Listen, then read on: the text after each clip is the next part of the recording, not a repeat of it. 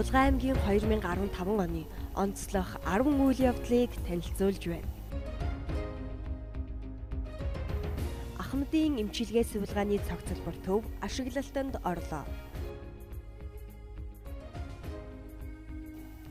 Булган сумын 1-р багийн нутаг Жаргалантын аманд нэг ээжиндээ 25-аас 30 хүн хүлээн авах хүчин чадалтай.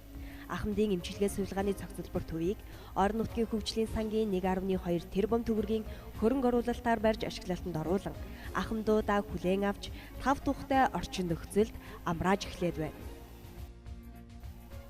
Соёл амралтын хүрээлэн, усан бассейн, бурхан багшийн энергийн цэцэрлэгт хүрээлэн төслүүд хэрэгжиж эхэллээ.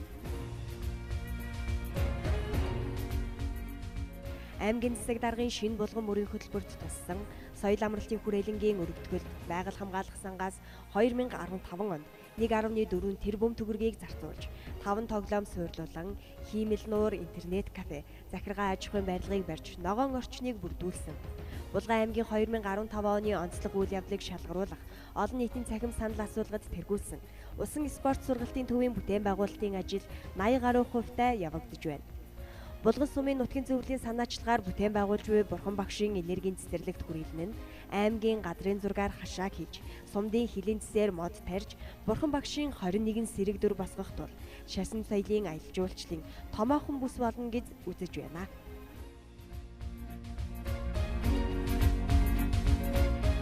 Баатарван амралт суйрлалын цогцлбор үүд хаалгаа нээлээ.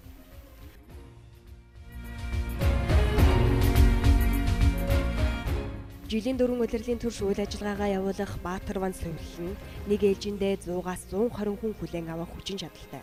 Барилгын салбарт тэргүүлэгч Жигүүр Гарант групп нь тус амралт суйрлалын газрыг 8 тэрбум төгрөгийн өртөгтөгөөр барьж босгосон. Тус амралт суйрлалын газрыг зорьсон хүмүүс физик эмчилгээ, шавар, аршаан, усан, сүүн эмчилгээнүүдийг хийхээс гадна зүү төөнүүр, лааны тосон эмчилгээ, хөдөлгөөн цэцлэгийн эмчилгээнүүдийг гранд бед эмнэлгийн чадварлаг эмч нар хийж үйлчилж байна. Мөн амрагч сувлуулагчдын чөлөөт цаг зориулсан снукер, пул, бильярд, ширээний теннис, ширээний хөл бөмбөг, хуурай савн, супермаркет, спорт зал, бүжгийн зал, кинотеатр, ресторанаар үйлчлэхийн зэрэгцээ, фитнесээр хичээллэх боломжтой. Энэхүү бүтээн байгуулалт нь орон нутгийн аялал жуулчлалыг хөгжүүлэхэд томоохон хувь нэмрээ оруулж байгаа юм а.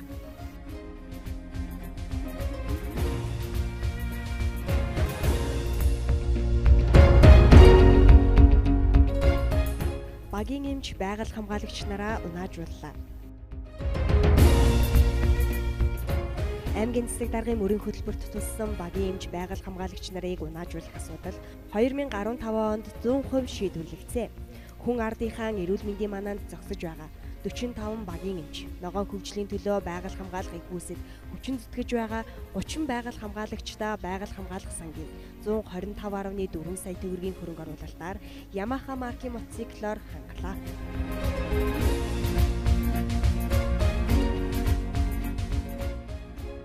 Шатар морин хуур хөтөлбөрүүд амжилттай хэрэгжиж байна. Аймгийн засаг даргын шинэ булган мөрийн хөтөлбөрийн дэд хөтөлбөр болох шатар морин хуур хөтөлбөрүүд амжилттай хэрэгжиж байна.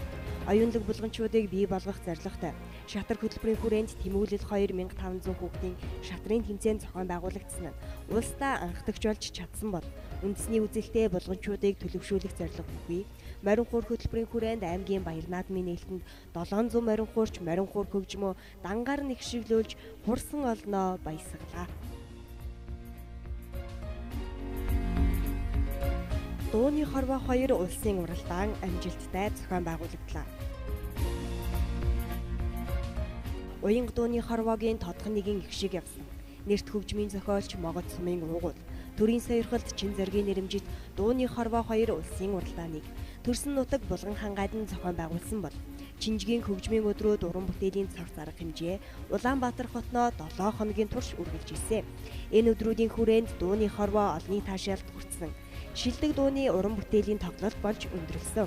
Ардын жүжигчин Самбуу, Чимэд Цэе, Долгор, Монгол улсын гавьяач жүжигчин Үнэнхүү, Төвшин төгс, Эрдэнэбат, Өлзий орших, Төмөр хуйг гээд анхал эдгээр дуугдуулж, амьдруулж, ард түмний сэтгэлээс уйсан уран бүтээлчид ирсэн нь Чин зориг агсны урлагийн цар хүрээг харуулж байлаа.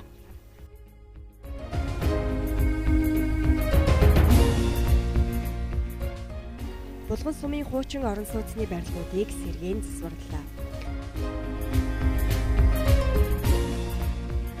Булган сумын 9, 10, 14, 15, 18, А, Б, 19-р байрнуудын гадна талыг байгаль хамгаалах сангийн 284 сая төгрөгийн хөрөнгө оруулалтаар сэргээн засварласнаар аймгийн төвийн өнгө үзэмжинд эерэг нөлөө үзүүлсэн, иргэдийн таашаал нийцсэн ажил болсныг булганчууд онцолж байна.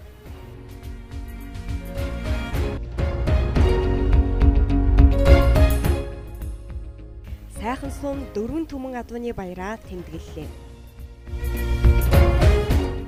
Монгол улсын хамгийн олон адуутай Сайхан сум 4 түмэн адууны баяраа тэмдэглэлээ. Айраг, адуу, аваргуудаараа алдартай сайханчуудын хөдөлмөр зүтгэлийг үнэлж Монгол улсын ерөнхийлөгч Сайхан сумыг алтан гадас одонгоор шагналаа.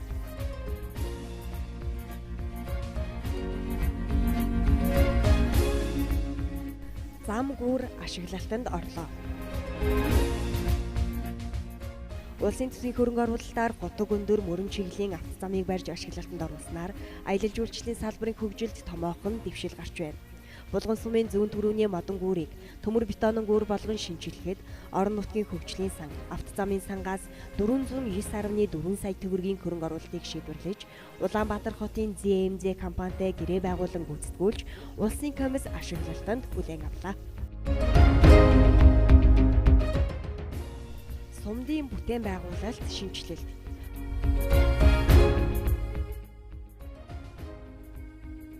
(2014-өөс 2015 оны хичээлийн жилд Баяагт сумын сургуулийг бүрэн дунд сургууль болон өргөжүүлж байсан бол Сайхан сумын сургуулийг 2015-аас 2016 оны хичээлийн жилд Суур боловсролын сургуулиас бүрэн дунд боловсролын сургууль болгон өргөжүүллээ. Ингэснээр тус сумын сургуулиудын сурагчдын тоо өнгөрсөн хичээлийн жилтэй харьцуулахад 17.9%-аар нэмэгдсэн байна. Ахлах ангийн хүүхдүүдээ Булган сум Эрдэнэт хотын сургуульд сургах гэж эцэг эхчүүд жилдээ тунцчаар 700-аас 1 сая төгрөгийн унаах хоолны зардал гаргадаг байсан бол сумандаа сургах болсноор энэ зардлыг өрхийн хэрэгцээ. Сум сургуулийн хөгжилд зарцуулах нөхцөл бүрдэж, тэднийг даган шилждэг байсан дүү нар нь буцаж сумдаа ирж суралцах болсноор механик шилжил хөдөлгөөн буурж эцэг эхийн хараа хяналт сайжирсан зэрэг эерэг үзүүлэлтүүд гарсаар байна. Мөн хөдөөгийн ус хангамж, ариун цэврийн байгууламж мон 13,302 төслийн 731 сая, хот байгуулалтын салбарын мон 23,01 төслийн 1,178,2 сая, аймаг сумын орон нутгийн хөгжлийн сан байгаль хамгаалах сангийн 726.5 сая, улсын төсвийн 360 сая, хувийн хөвчлийн 906.5 сая төгрөгийн хөрөнгө оруулалтаар Могод, Бүрэг хангай, Тишиг, Сэлэн, Орхон сумдын инженерийн дэд бүтцийн барилга байгууламжийг ич бүрнээр нь барьж ашиглалтанд оруулснаар иргэд орон нутагта ая тухтай амьдрах орчин нөхцөл бүрдээд байна.